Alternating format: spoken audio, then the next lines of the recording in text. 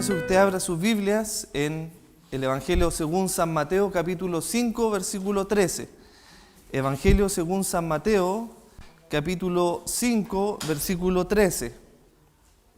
Y hoy día vamos a estar viendo la parábola, la sal de la tierra. Parábola, la sal de la tierra.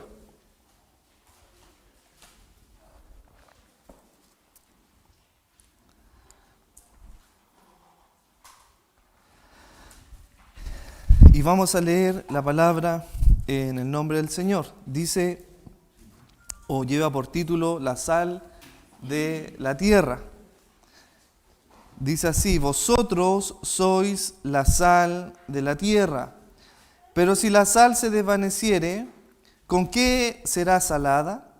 No sirve más para nada, sino para ser echada fuera y hollada por los hombres. Que el Señor bendiga esta su palabra. Bien, entonces ya habíamos estudiado en el domingo pasado la parábola Luz del Mundo, y hoy día nos toca atender a este único versículo, el versículo 13, que contiene la parábola de la sal de la tierra. Y nosotros hemos dicho, y reiteradamente lo repetimos, que nosotros para poder estudiar la palabra de Dios, o vamos a atender algún versículo a la palabra del Señor y querer de alguna manera explicar cosas que la palabra no está diciendo. Entonces lo primero que tenemos que ver o entender o atender es al contexto de esta parábola. Entonces esta parábola, si usted observa, se encuentra en el capítulo 5 del Evangelio de Mateo, que está en el contexto del Sermón del Monte, el Sermón de las Bienaventuranzas. Recordemos que el Señor Jesucristo hizo muchos sermones en el monte, pero este es el sermón que más destaca, o es el más estudiado, o es el más reconocido como el Sermón del Monte, que tiene que ver con el Sermón de las Bienaventuranzas. ¿Ya?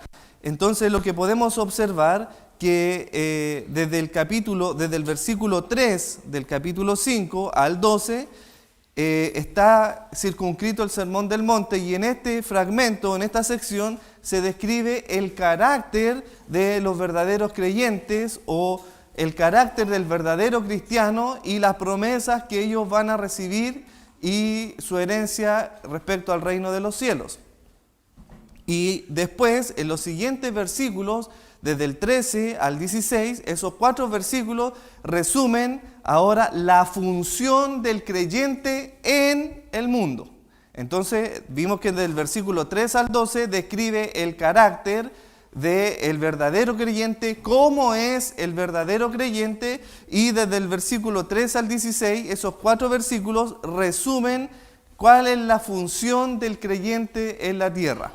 Y esa función del creyente en la tierra se resume en una sola palabra, y es influencia.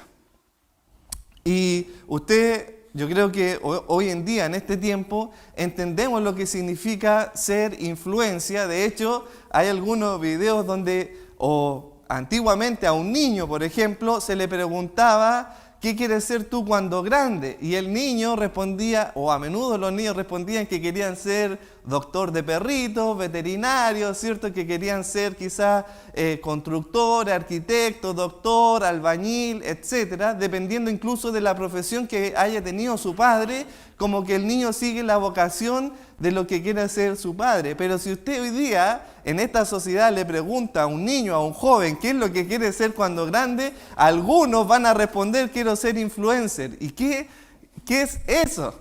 Y usted le pregunta, ¿qué tipo de trabajo es eso? Y la respuesta de ellos es: bueno, un influencer es alguien que hace cosas y los demás siguen las cosas que hacen el influencer. Y de alguna manera ellos dicen que tienen su retribución dependiendo de cuánta gente siga a ese influencer. Entonces entendemos hoy en día que da mucho más sentido esta parábola al ponerla en el contexto de esta sociedad, que el Señor nos llama a ser nosotros los influencers, pero en el buen sentido de la palabra. Nosotros debemos influenciar al mundo y no el mundo influenciar a la iglesia. Y aquí vamos a entrar ahora a la parábola. Si nosotros vemos y observamos, y lo vimos, que el texto comienza con una palabra que es vosotros sois, ¿cierto? Entonces aquí el Señor Jesucristo está atendiendo a no solamente al creyente de manera particular, sino al creyente como iglesia. Es decir, la iglesia, vosotros como iglesia sois la sal del mundo. Entonces, lo primero que tenemos que observar es, como dijimos inicialmente, su contexto. Y este relato tiene un paralelo en el Evangelio de Lucas, ¿ya? Este sermón de la sal, esta parábola de la sal de la tierra también la encontramos en Lucas y nos va a dar un poco el contexto o la historia o el momento en que se está diciendo esta parábola. Es súper importante hacer estas observaciones para poder hacer la cabida o el estudio, la exégesis correcta de este texto. Entonces, si usted va, por ejemplo, a Lucas, capítulo 14,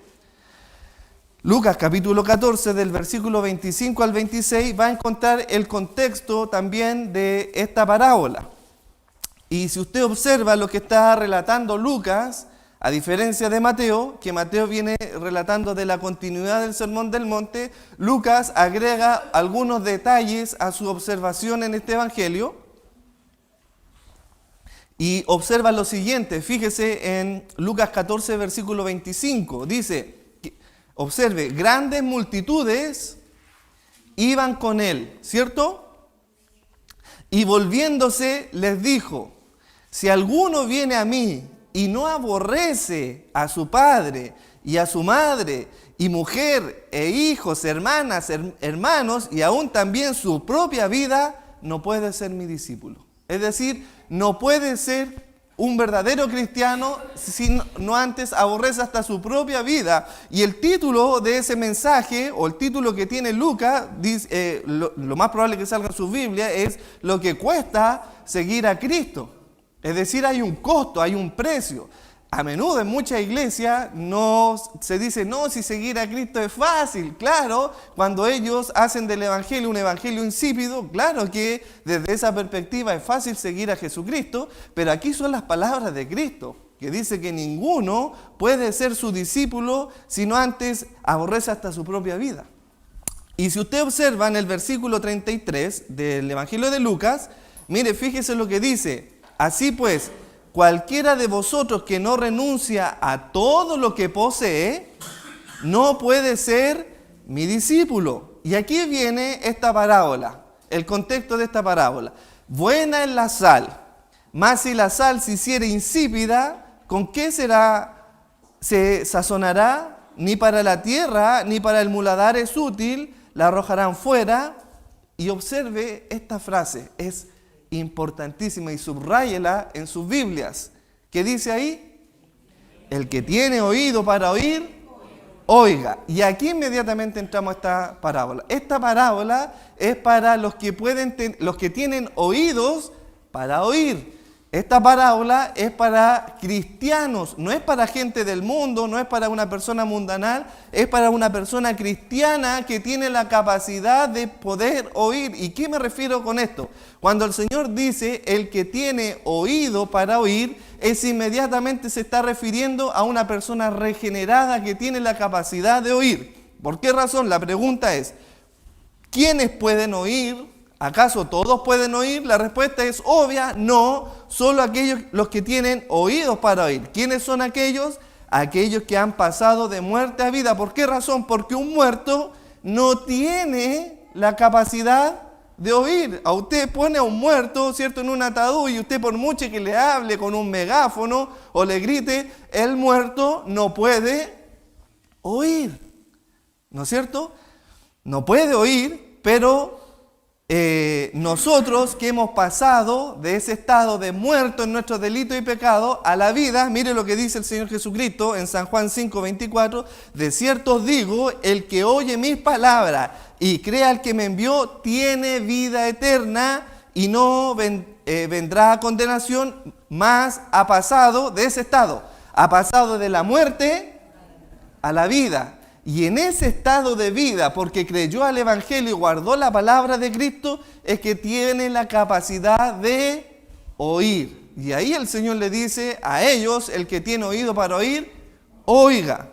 Un muerto no tiene la capacidad de oír, y vemos que Pablo se refiere a esto, que le habla a la iglesia de Éfeso, pero vosotros, ¿cierto?, que antes estabais muertos en vuestros delitos y pecados, y agrega esto: ¿quién revive al muerto? El muerto no se puede revivir por sí mismo, sino que lo dice Pablo en Efesios 2, 4 al 5, pero Dios, que es rico en misericordia, con su gran amor con que nos amó, aun estando nosotros muertos, esa era la condición, estábamos muertos en nuestros delitos y pecados, nos dio vida juntamente con Cristo Jesús. Por gracia sois salvos. Es decir, pasamos de muerte a vida por obra de Cristo, no por nuestras capacidades. ¿Quién es el autor de este acto de pasar de muerte a vida? Bueno, Efesios 2.1, observe ese mensaje. Efesios 2.1 dice: y Él os dio vida a vosotros. ¿Quién? Fíjese, y Él os dio vida a vosotros. ¿Quién es ese Él? Cristo. Él os dio vida a vosotros cuando estabais muertos en vuestros delitos y pecados.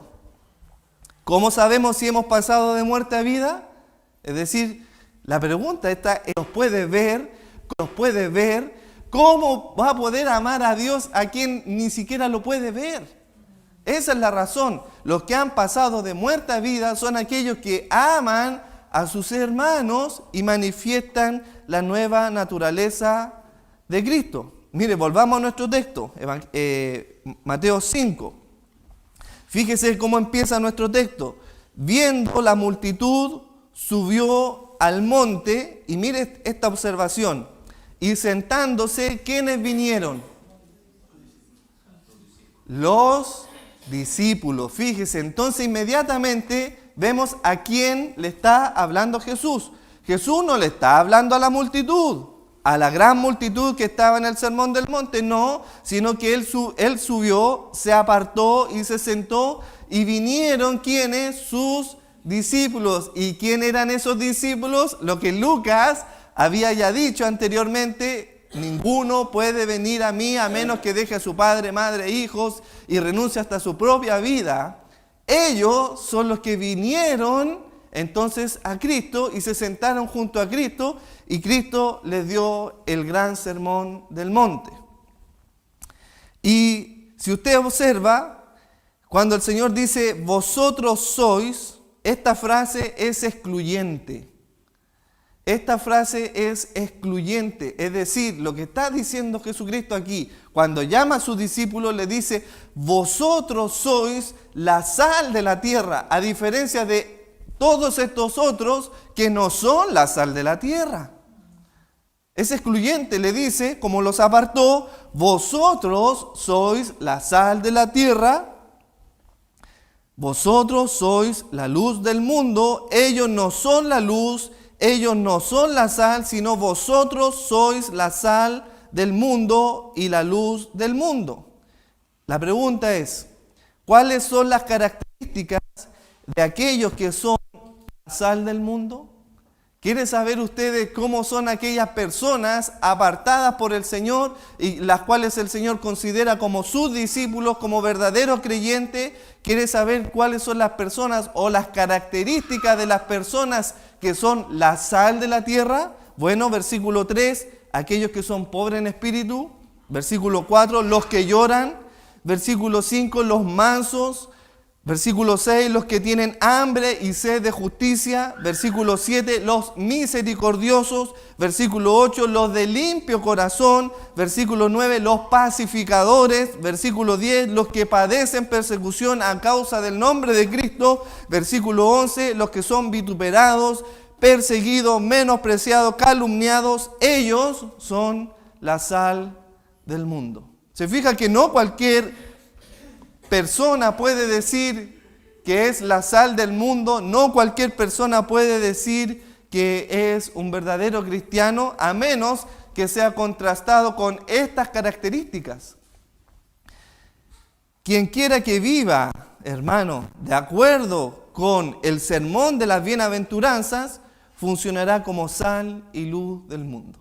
A menos que usted viva conforme a lo que dice el sermón del monte, es que usted recién puede ser o creer ser la sal y luz del mundo. la sal es un elemento tanto preservante como saborizante, ¿cierto? Preserva como da sabor, pero el propósito de que el Señor haya traído esta parábola de que vosotros sois la sal, no tiene un sentido de darle sabor a las cosas, ¿ya?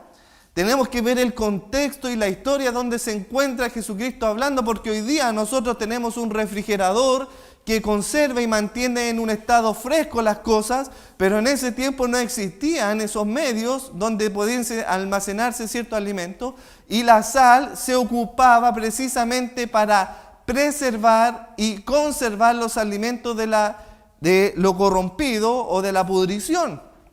Entonces el propósito en mente aquí es que la sal tiene una función, y la función que tiene la sal es de preservar. Por lo tanto, el cristiano, la función que tiene el cristiano es preservar y mantener la corrupción del mundo en su raya.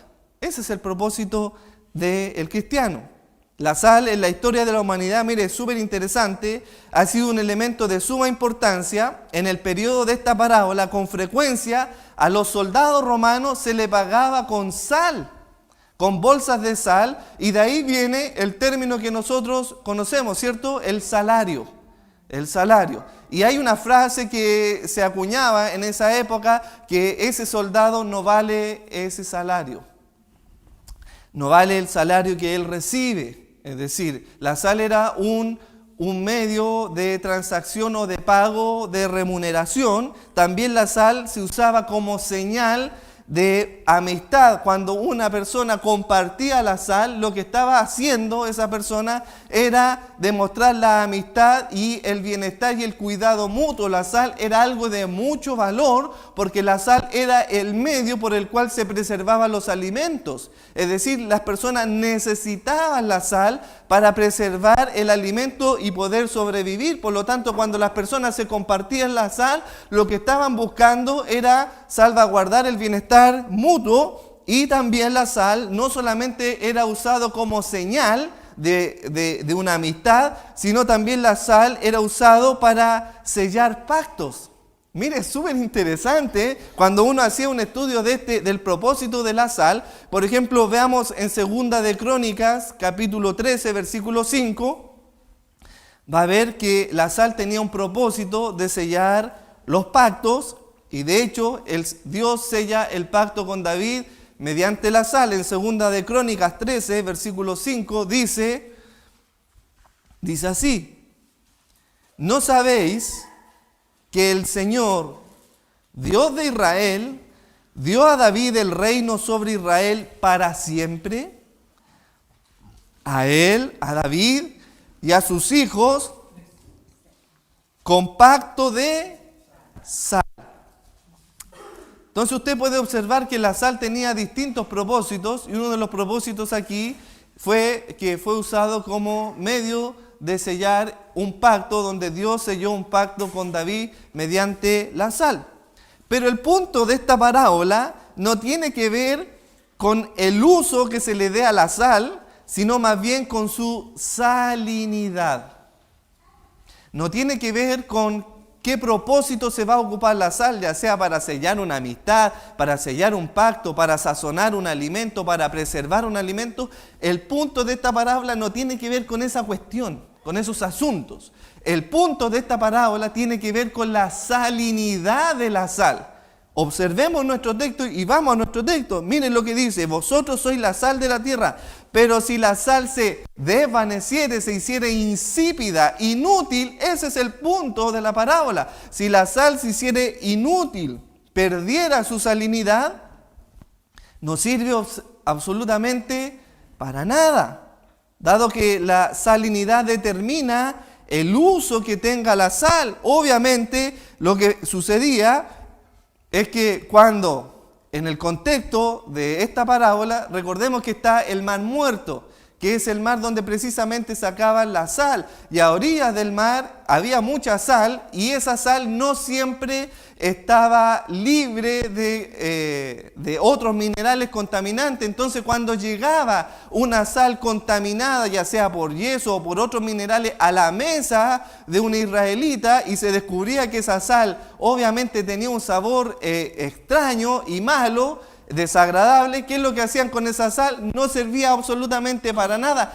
y ni siquiera sabe que la tiraban por la ventana hacia afuera, porque si la tiraban mataba el huerto que ellos tenían, y lo que hacían ellos es que la sal la botaban en los caminos, y cuando caía la sal en el camino, esa sal contaminaba, mataba a todo lo que había en el camino.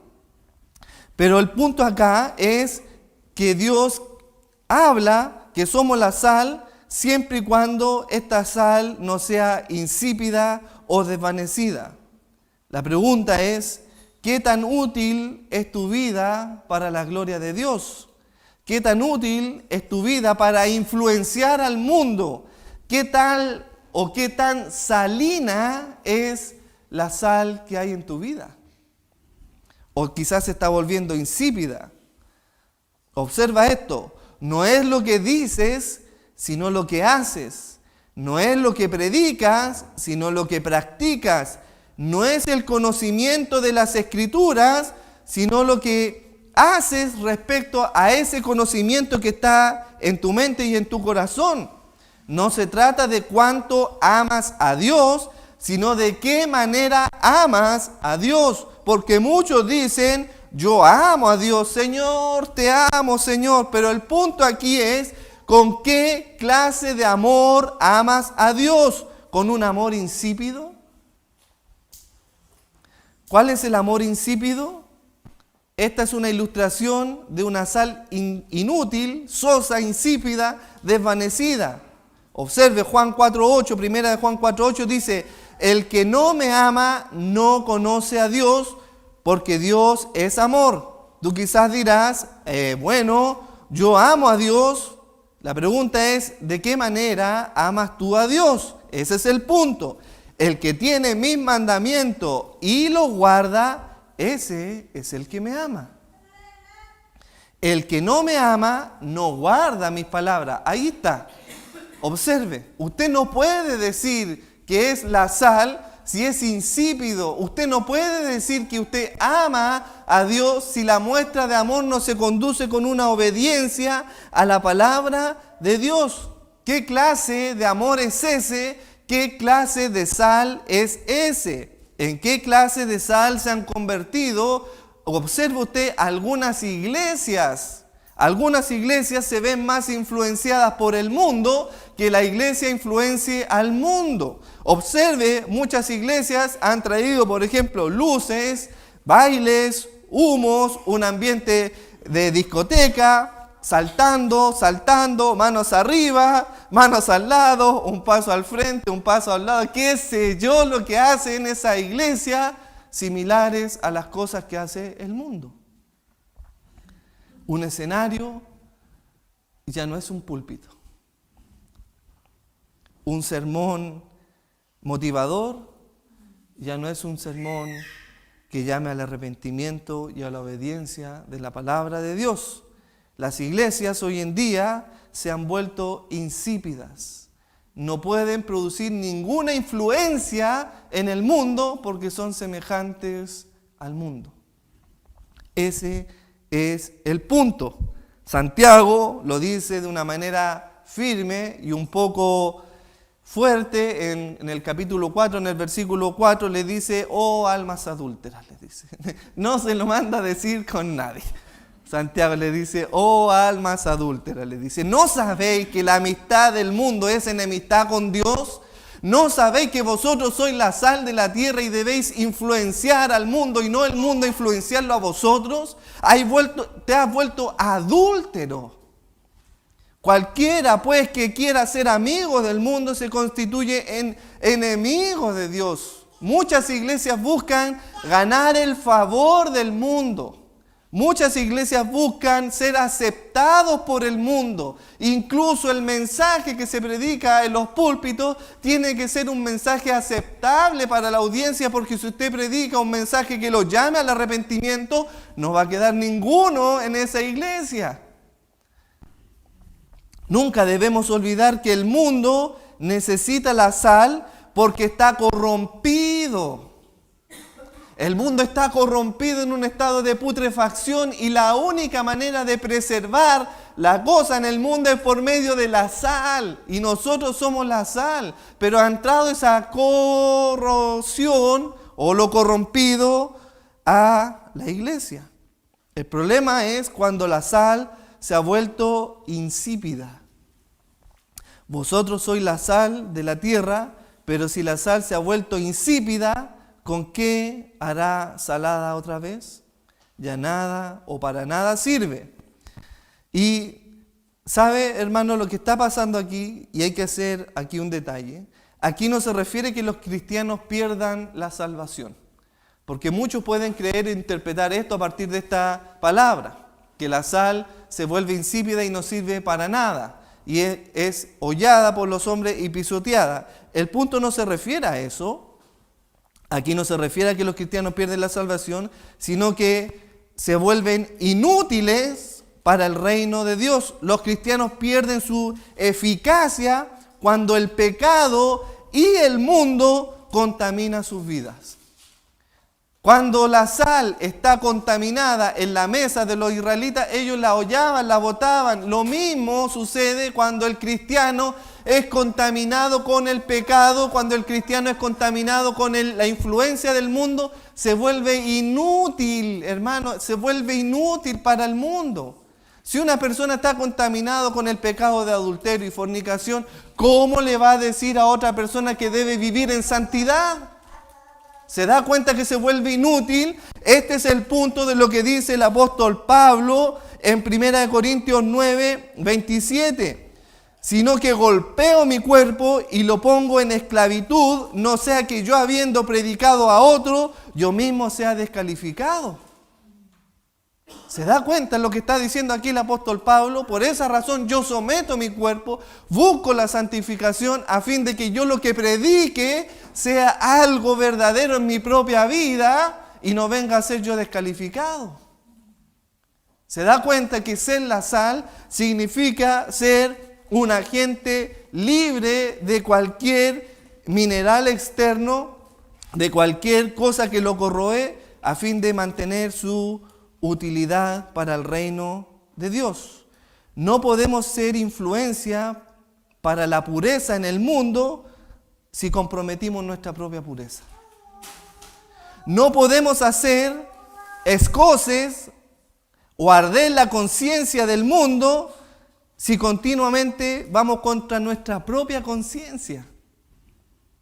No podemos estimular la sed de justicia si hemos perdido la nuestra. Porque algo que provoca la sal, si usted toma sal o carne con mucha sal, no es que le da sed. Fíjese, esto es hermoso, fíjese el paralelo con la bienaventuranza. Los que tienen hambre y ¿qué cosa? Sed de justicia. Solamente la sal produce la sed. Pero ¿cómo usted va a producir en el mundo sed de justicia si usted vive en impiedad? Perder nuestra salinidad no es perder nuestra salvación, sino perder nuestra eficacia y llegar a estar descalificado para el servicio de Dios. La sal pura no pierde su salinidad, es decir, lo que la hace valiosa y eficaz es su pureza. Los cristianos que son puros de corazón no se vuelven insípidos, ineficaces e inútiles en el reino de Dios, sino todo lo contrario, son útiles y sirven para la gloria del Señor. Esa es la parábola de la sal del mundo. Le invito a que oremos.